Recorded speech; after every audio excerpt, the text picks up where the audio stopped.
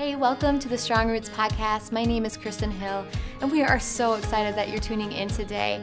Our prayer is that you would move one step closer to Jesus through this series. So go ahead and check out this next episode. Hey, thanks for joining us for coming to the end of this series of Strong Roots. And we're talking about friendships, godly friendships. And this is so much of the heart of Jesus. Part of being a Christian is great relationships with God and with people. And this week, we want to talk about something that's near and dear to both of us. Chris and I will be bouncing off each other today, but we are talking about pursuit. And I think that pursuing someone in a friendship, I know so many people who say that they're lonely and they want to meet someone and whatever, and they're just bored. Right. Our good friend, Blair Fraley, is moving to Iowa. Her husband is going to become the senior pastor of a church there. Yeah. And awesome church. I was just there the other day on Tuesday with Zachary visiting, and so excited for them. But Blair wanted to meet some people, build a community, invite people to church, whatever. And she makes a post on their town page, and she's got already, like, just saying, hey, I'm new to the area, would love to meet some people. 21 people messaged her saying, hey, I'm so lonely. I've lived here for 2 years. I don't know anyone. This is a godsend. Like, I just need a community so bad. Right. And it was that simple act of pursuit. All these professional, healthy people. And I think so much of it's rooted in the fact that we have a society where, you know, in kind of a post-church environment, you know, post-Lions Club, post-Knights of Columbus, post-COVID, where people have no close relationships. And pursuit is the way that we do that. Kristen, do you want to talk about pursuit in your life for a little bit? Yes, I think pursuit was something that I almost feel like in all of these friendship ones, I pretty much need to confess I was bad at every single one of these godly friendship things. But I was one of those people that always let the game come to me. I didn't know how to pursue, but I would say pursuing relationships and people has changed my life. I think the way that God has brought purpose to my life through pursuing people has been amazing. And I think that, like you said, so many people are craving friendship, are craving people in their lives who genuinely care. And you can't do that by just sitting on your couch and being lonely. Like, you have to pick up the phone, you have to text, you have to put yourself out there and not being afraid of rejection. And someone once said this, and it stuck with me. Whenever you're feeling lonely, whenever you're feeling depressed, go, whatever you're wishing someone would do for you in that moment, go and be it and go and do it. And I honestly am you would agree, like, I'm lonely a lot. Like, I know maybe, I don't know, maybe you don't think this, but I feel like I'm a pretty extroverted person. I love people, but I feel like there is this hole inside of me that only God can fill, where I feel very lonely. But I feel like that God has used that weakness for his strength and making it a catalyst to pursuing other people. Yeah.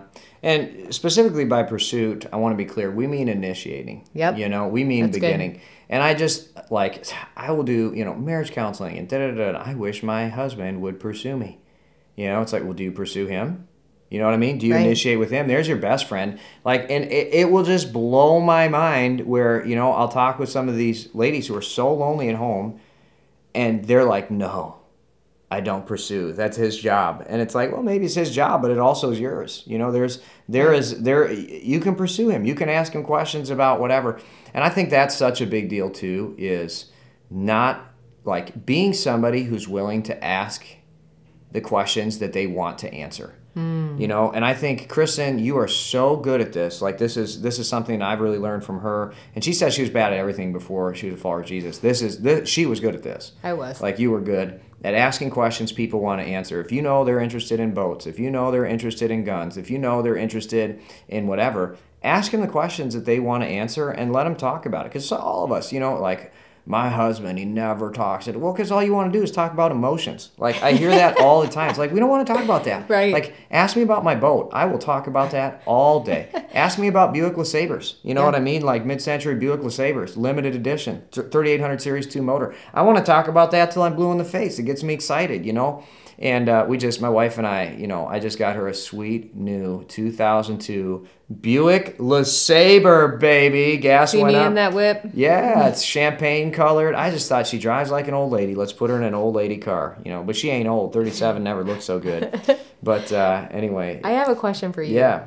So we're talking about pursuit. We're talking about initiating. How do you bring purpose to that? Like as a Christian, as a Jesus follower, what is the purpose behind the pursuit?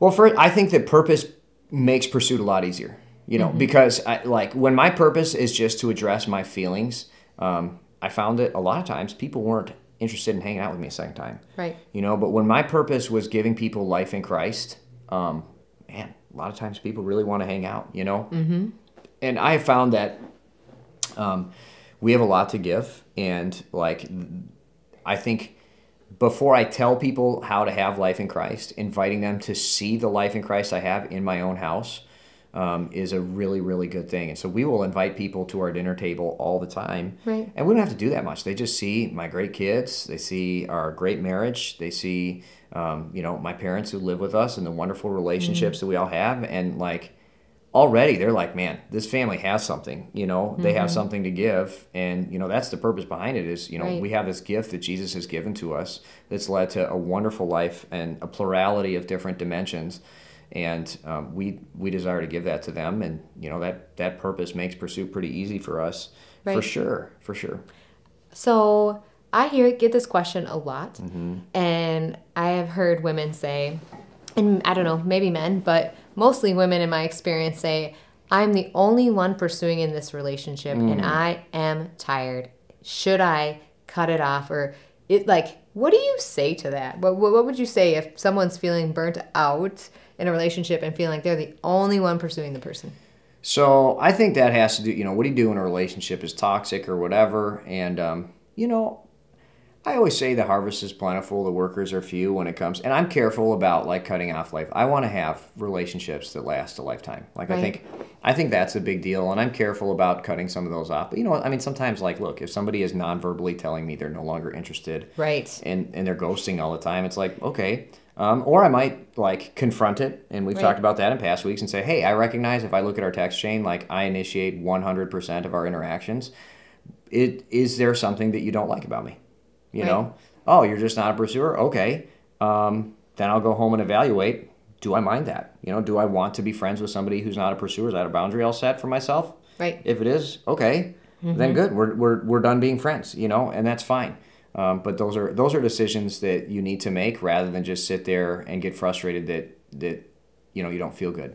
Because whose fault is that? It's not their fault. That's your fault. You're just refusing to make a decision. So, yeah. The fear of rejection is real. Oh, yeah. And I want to say that that's probably the thing that people are struggling with to pursue people in general the most. How do you overcome the fear of rejection when it comes to pursuing people? Dude, you guys, the fear of rejection is so irrational. That's like fear of spiders. You know what I mean? It's how big are we and how big is a spider? Don't understand. Don't understand. And I get that I also am afraid of spiders. But how afraid am I of the spider after I kill it? You know what I mean? Not afraid at all. And look, I've been rejected lots of times in life. And what I have discovered is it's just not that big a deal. Right. And the way I realize that is by visualizing what's going to happen when I get rejected. Okay, so worst case scenario, what happens? I get ghosted. We don't even get rejected anymore. You just text hey, okay, so you do want to hang out sometime. When would work for you? No response. Right. Answer. You know what I mean? Oh my goodness, not getting texted back hurt so bad, said no one ever. I'm just going to see what Cletus McFarland's doing on YouTube tonight. Problem solved. But I feel like it does hurt, though. Maybe... Well, maybe there's an icebox where my heart used to be, but... On here for a reason, but I even just talked to a really godly man just today who said, it hurts when I invite people to life group and they continually don't show up. And they were doing this life group for 5 years straight. Obviously, they're used to rejection. Anyone who's ever led a small group or anything, there's so many people who don't show up or flake out on the last minute. That's just a part of it. And I would say, how long have we been doing ministry together? 12 years? Yeah. It's still, as much as I become more godly, there is still a little part of me where it hurts. But knowing that the pain is worth it. I think we're called to suffer for Christ. And, even for someone like me who... rejection does hurt a little bit. It is worth that pain in order to have pursued somebody for Christ. Yeah. And I would say, if rejection is a pattern in your pursuit, like it is an indication that there's a problem with the pursuit, you know? And that's another thing. It's not like, oh, I keep getting rejected, so I'm just going to keep doing the same thing. Because, you know, push through. It's like, oh, you know, maybe I need to like ask somebody if I need to shower more often or whatever, you know, whatever the issue might actually be. Maybe I talk too much. You know what I mean? Like when we hang out, like that's a big one is, you know, we get, or maybe I don't ever ask questions and I just sit there and tink, you know? I mean, there's conversational skills that can be developed that make for a lovely interaction with people, but obviously honing that skill and sitting down and thinking like, I'm going to become a more whole and effective follower of God through pursuit and relationship, like that's good. So, right. Do you have a question for me? Man, well, you asked that and I honestly, okay, things and reasons. What is the most important part, the most effective method of pursuit for you? Ooh, you might have to answer this for men because we just got to be real. Like the way women pursue women is going to be a little bit different than the way men pursue men. But as a woman pursuing women, I feel like the most effective way, you said it earlier, just ask. Like honestly, the way I pursue women, I pursue strangers all the time. And I genuinely just say, hey, I would love to get to know you more. Do you want to grab coffee sometime? Yeah. Like, period, done. Maybe some heart emojis and a heart face.